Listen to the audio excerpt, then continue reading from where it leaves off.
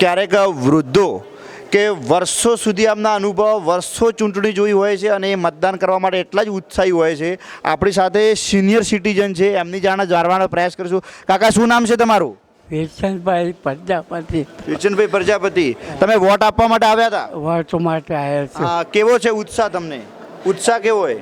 કઈ ઉત્સાહ કેવો છે? ઉત્સાહ આનંદ આનંદ. હારે હું આવ્યો ને હા, તો મારે હું વોટિંગ કરવું એ મારી ફરજ છે.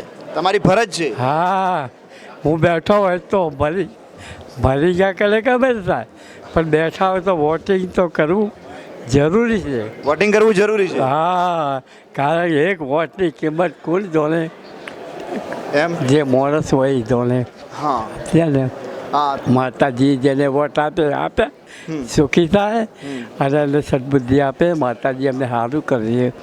તમે સરકારને શું કહેશો? સરકાર જોડે કેવી આશા રાખો? સરકાર જોડે અમે સરકાર તો ભાઈ જે આપે ને એ કરે એ બરાબર છે. આપણે સરકારના આપણે તો અરજી આપવાની કે ભાઈ મારું આ કામ કરી આપે તો આપણું કામ સારું. પછી ના કરે તો પછી એ તો એમનો કાયદો નાખે તો હું શું કરું? હા, તમે આ ઉંમરમાં છો, તમે મતદારોને શું કહેશો? વધારેમાં વધારે મતદાન થાય એવું તમે મતદારોને શું કહેશો? મતદાન કરો.